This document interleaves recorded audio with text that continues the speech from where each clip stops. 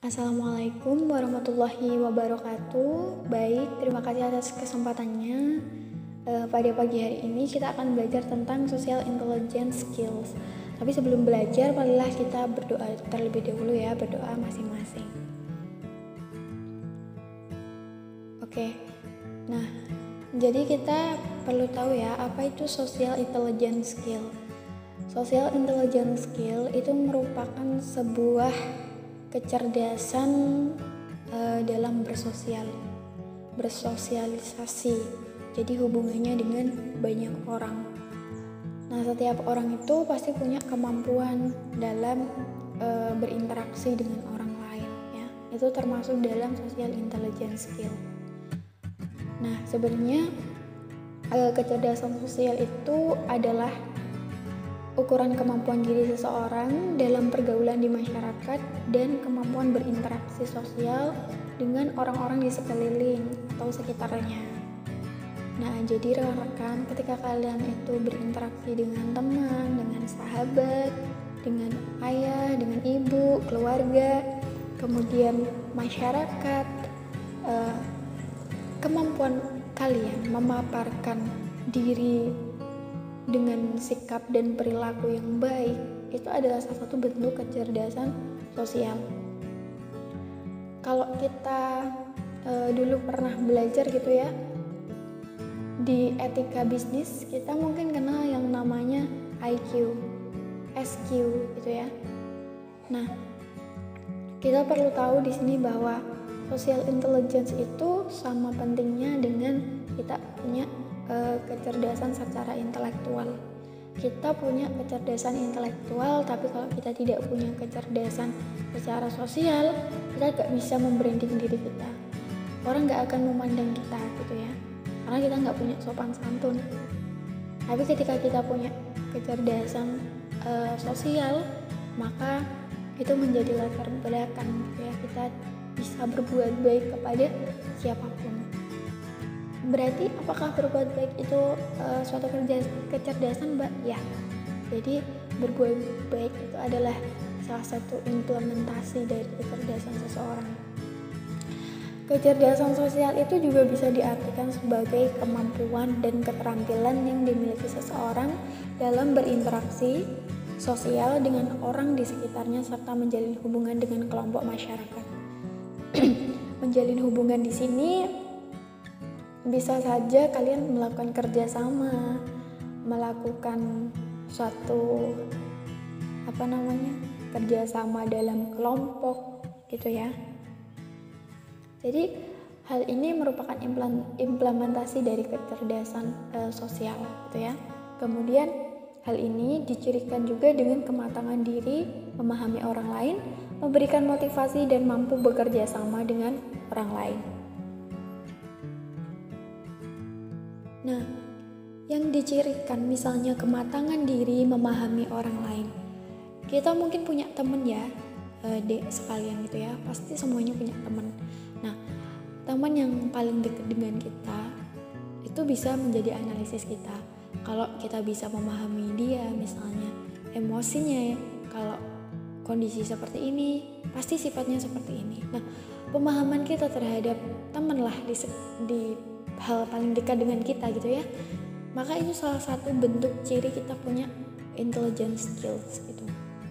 Nah, kemudian kita juga bisa memberikan motivasi, misalnya saat galau gitu ya, dia galau, maka tugas kita untuk jangan menyerah, kamu jangan berhenti gitu, kita memberikan semangat bagi dia, ayo semangat gitu ya, tugasku banyak, deadline-nya besok gitu, maka kita bisa memberikan ayo bisa, kamu bisa, aku pasti bisa gitu.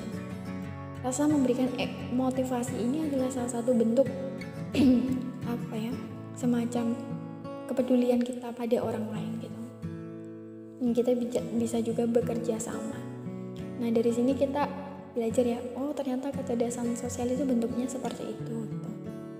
Kemudian seseorang yang memiliki kecerdasan sosial yang baik akan mempunyai banyak teman, pandai berkomunikasi, mudah beradaptasi dalam sebuah lingkungan sosial, dan hidupnya bisa bermanfaat tidak hanya untuk dirinya sendiri tetapi juga bagi orang lain.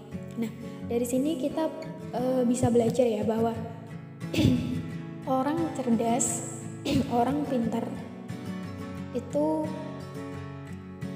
belum tentu punya banyak teman gitu ya. Tapi kalau orang yang punya banyak teman itu bisa dikatakan dia cerdas. Kenapa? Karena kecerdasan yang dimiliki atau kecerdasan sosial itu sangat mendukung sekali orang untuk bisa sukses. Mbak dulu punya teman ya di SMA. Anaknya tuh pinter banget, juara olimpiade kimia gitu ya. Tapi dia tuh di sekolah tuh nggak punya teman. Kenapa? Karena dalam hari-harinya dia cuma menghabiskan waktu untuk belajar, baca buku gitu ya. Bahkan makan di kantin pun nggak pernah. Dia bawa bekal dari rumah gitu ya.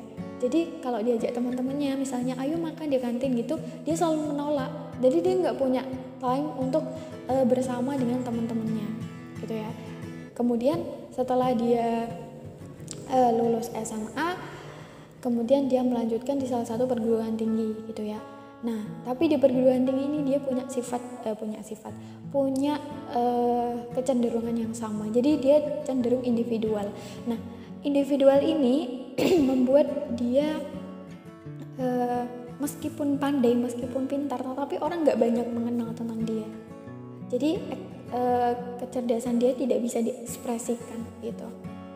Sebenarnya hal ini sangat disayangkan karena kecerdasannya itu tidak berimbang dengan sosialnya gitu ya.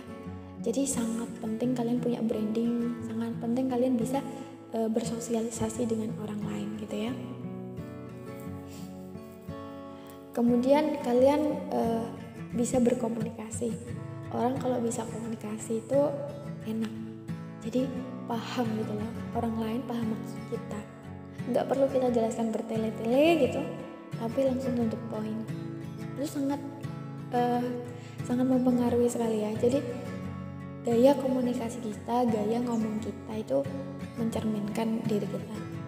Kalau kita terlalu banyak ngomong juga nggak baik gitu ya. Jadi berbicaralah secukupnya dan katakan hal-hal yang benar atau jujur gitu ya, apa adanya. Dan biasanya orang-orang punya kecerdasan sosial itu bisa beradaptasi dimanapun mereka berada gitu ya. Kemudian kita bicara tentang aspek kecerdasan sosial. Aspeknya itu ada dua, ada kesadaran sosial dan kecakapan sosial. But kita sadar sosial itu maksudnya gimana sih? Kesadaran sosial itu kita sadar bahwa kita ini tidak bisa hidup sendirian. Kita ini memerlukan orang lain gitu. Kita makan aja kita nggak bisa kalau kita nggak punya beras gitu. Mungkin ada orang yang makan nggak pakai beras gitu, tapi kebanyakan orang kan butuh beras. Nah beras itu kalau kita bukan seorang petani kita nggak bisa produksi sendiri, ya kan? Pasti kita butuh orang lain. Nah disinilah kita harus sadar bahwa kita adalah makhluk sosial, makhluk yang membutuhkan bantuan orang lain. Kemudian ada kecakapan sosial. Kecakapan sosial itu kembali lagi ke penjelasan yang tadi ya, bahwa kecakapan sosial itu bagaimana kita mampu gitu ya. Oke, selanjutnya adalah yang pertama yaitu adalah kesadaran sosial. Apa sih kesadaran sosial itu? Jadi kesadaran sosial itu merupakan hal yang mengarah pada suatu kondisi yang secara tidak langsung merasakan apa yang dirasakan oleh orang lain, yakni memahami perasaan dan pikiran untuk ikut terlibat dalam situasi yang sulit gitu ya. Nah, kesadaran sosial ini meliputi 4 hal. Yang pertama, primal empathy atau empati terpenting, yaitu perasaan terhadap seseorang yang lain, ya, merasakan tanda isyarat emosi. Ini contohnya misalnya ayah dari sahabat kita gitu ya meninggal dunia. Nah, kita harus merasa bahwa kita juga ikut kehilangan gitu loh. Nah, itu salah satu bentuk empati. Kemudian ada penyesuaian atau adaptasi, yakni mendengarkan dengan kemauan penuh, membiasakan diri mendengarkan seseorang. Jadi good listener kayak gitu. Jadi orang yang baik dalam mendengarkan orang lain. Mungkin teman kita tadi ya yang kehilangan ayahnya gitu pasti sedih. Nah, kita dengarkan keluh kesah mereka. Nah, jadi pendengar yang baik itu lebih baik daripada lebih banyak berbicara. Jadi banyak-banyaklah mendengar untuk nanti kamu bicarakan. Jangan banyak bicara tapi sedikit mendengar. Itu ya. Kemudian ada empathic accuracy atau empati yang tepat, yaitu memahami pikiran, gagasan, perasaan dan kehendak orang lain.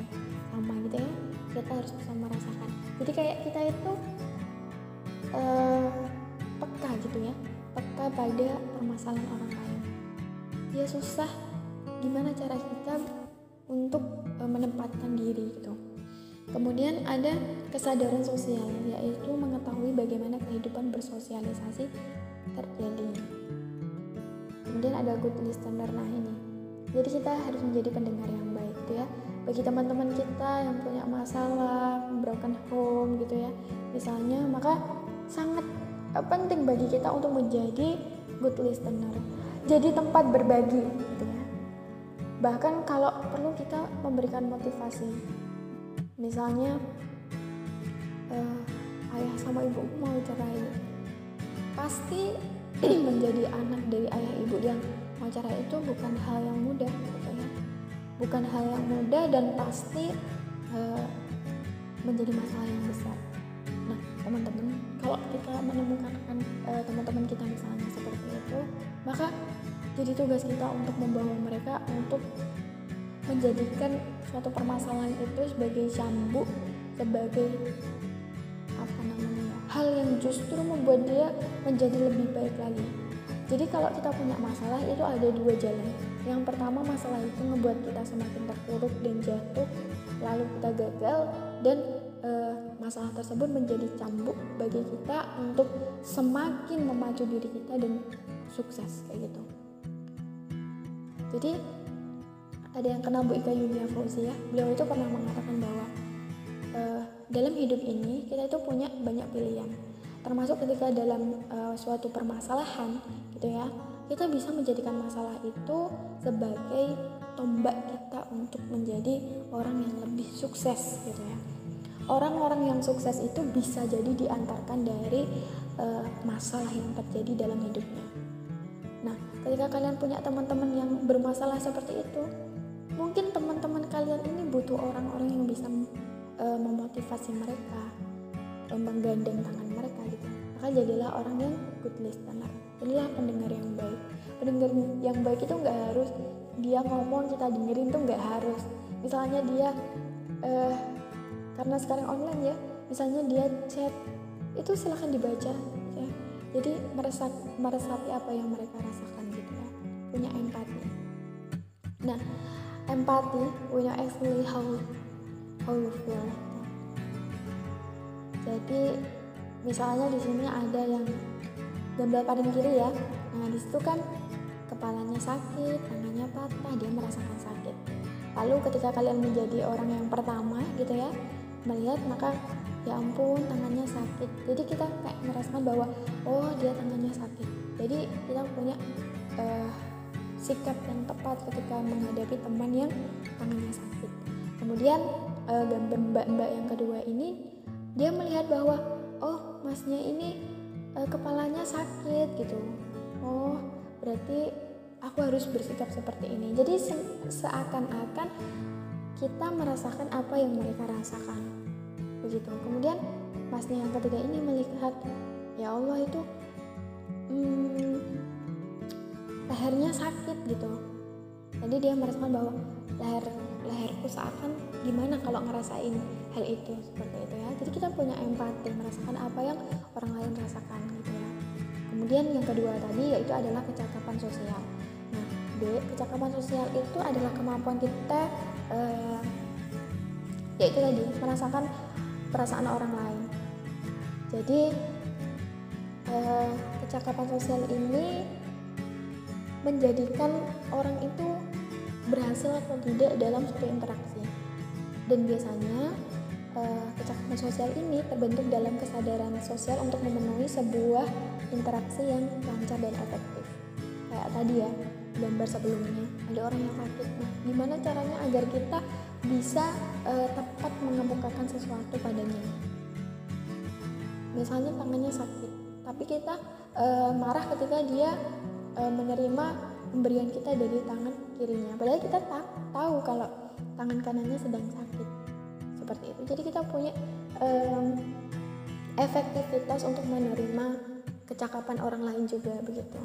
Nah, kecakapan sosial itu meliputi 4 hal tersebut. Kalian bisa baca aja. Kalau ada yang tidak paham silahkan nanti ditanyakan. Kemudian yang selanjutnya adalah meningkatkan kecerdasan sosial. Ini juga bisa kalian baca sendiri. Misalnya adalah mengorganisasikan kelompok. Jadi memimpin suatu kelompok. Mbak sangat senang sekali ya kalau ada orang yang mau jadi ketua kelompok.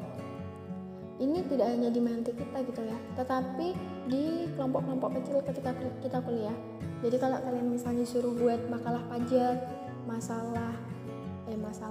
makalah MP atau apalah misalnya mata kuliah apapun gitu ya, ajukan diri sebagai ketua.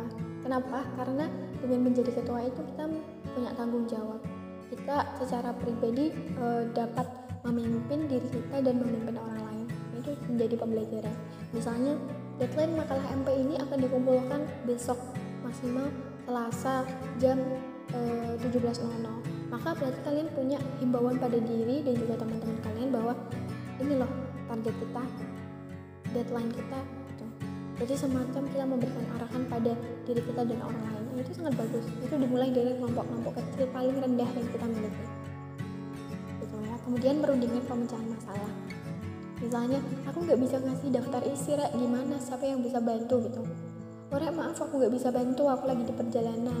Oh, Rek, iya aku bisa gitu, aku lagi longgar gitu. Oke, masalah selesai. Kemudian menjalin hubungan.